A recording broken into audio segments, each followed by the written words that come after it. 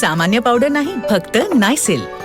Clinically सिद्ध झाला आहे की नायसिल मध्ये कडुलिंबाची सुपर पॉवर आहे, जी घामुळे तयार करणाऱ्या किटाणूंना त्वरित मारते आणि देते सुगंधित शीतल आराम. आता मिळवा 150 ग्रॅम नायसिल पॅक वर 70 रुपयांचा नायसिल पॅक फ्री. जे लग्न झालेले तेव्हापासून हे कवर काय करायचं आम्हाला.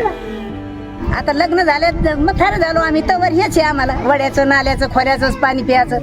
कुठं नळाला सोयीचं नाही, कुठं येरी सोयीचे नाही. आता हे पाणी एवढं घाण आहे सर, हे पाणी कसं प्यावं. हे पाणी पिल्याने सुद्धा बिमार पडणार आहे. मग आता पाणीची इलाज नाही. मग आता तुम्हीच सांगा काय करा. हे पिणं भाग नाही आम्हाला. पिण्यासाठी गावातून आणतो जारचं. आता आम्ही आणतो, आमच्या घरी आहे गाडी चालवणार. आता कोणाच्या घरी नाही जाई गाडी चालणार, मग ते कसं काय करा. ते हेच पिवलं तर ना मजबूर. जारचं पाणी 20 रुपयाला एक जार, 2 जार लागते दर दिवसाला. दररोजचे 2 जार 40 रुपयाचे पाणी लागते. छत्रपती संभाजीनगर जिल्ह्याच्या अधुल गावातील ही परिस्थिती. पाणी टंचाईमुळे या गावात जनजीवन विस्कळीत झालंय. गावची स्थिती इतकी दयनीय झालीय की महिलांसोबत लहानग्या मुलांनाही हंडाभर पाण्यासाठी आपलं शिक्षण आणि खेळ सोडून वनवन भटकावं लागतंय. गावात फक्त एकच सार्वजनिक विहीर, तिथं सुद्धा सकाळपासून मोठी गर्दी उसळते. पाणी भरण्यास थोडासा जरी उशीर झाला तरी विहिरीतील पाण्याची पातळी खालवते. शेवटी फक्त गढूळ पाणीच उरतं. या भीषण पाणी टंचाईवर बोलताना गावातील महिला सांगतात, लग्न झाल्यापासून आम्ही हे सोसतोय, आता म्हातारे झालो तरी किती सोसायचं. जे लग्न झालेले तेव्हापासून हे कवर काय करायचं आम्हाला. आता लग्न झाले म्हातारं झालो आम्ही, तवर हेच आहे आम्हाला. वड्याचं नाल्याचं खोऱ्याचंच पाणी प्यायचं. कुठं नळाला सोयीचं नाही, कुठं येरी सोयीचे नाही. कवर फिरायचं कवर. आता म्हातारे माणसं कवर काय राहायचं. आणि आता आम्हाला काय हे यंगता येतं, हे गड्डा यंगता येतं का.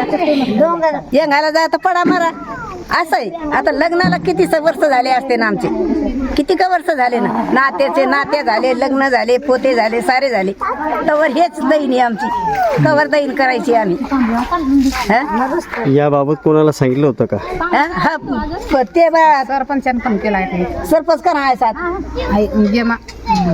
पंचायत कोण घेते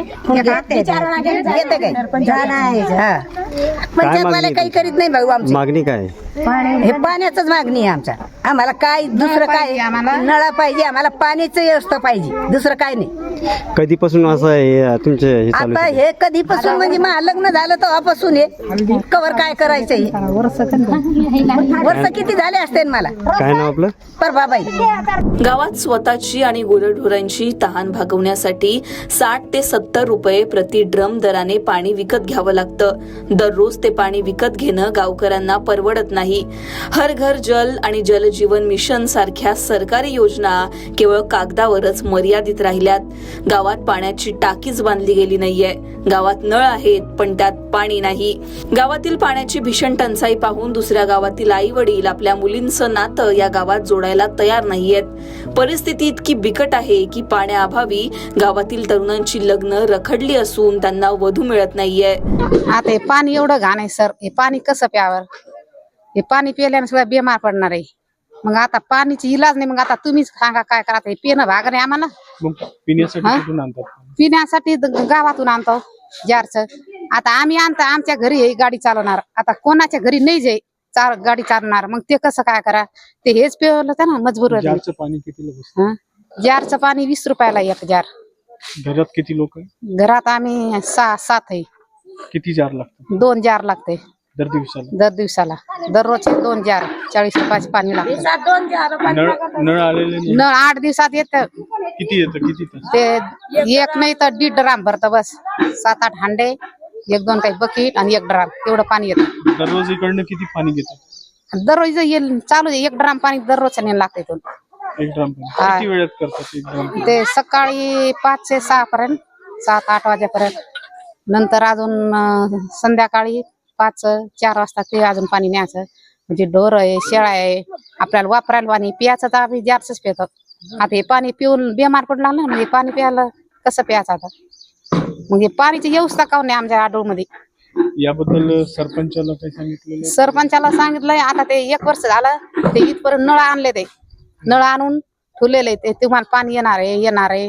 मग अर्धे लोक मरणार तेव्हा पाणी येणार आहे, तेव्हा काही येत नाही पाणी. तुमचं नाव? आमचं नाव सत्यशीला संतोष जाधव, आडूळ तांडा. या गावातील खड्डेमय रस्त्यांवरून गढूळ पाणी वाहून नेणाऱ्या महिला आणि पाण्याच्या आशेनं भटकणारी मुलं प्रशासकीय दुर्लक्षाचं जिवंत उदाहरण आहे. खरं तर उन्हाळा आला की पाण्याच्या समस्या अनेक गावांमधून समोर येतात, पण या गावकऱ्यांना फक्त आश्वासनाशिवाय दुसरं काहीच मिळत नाही.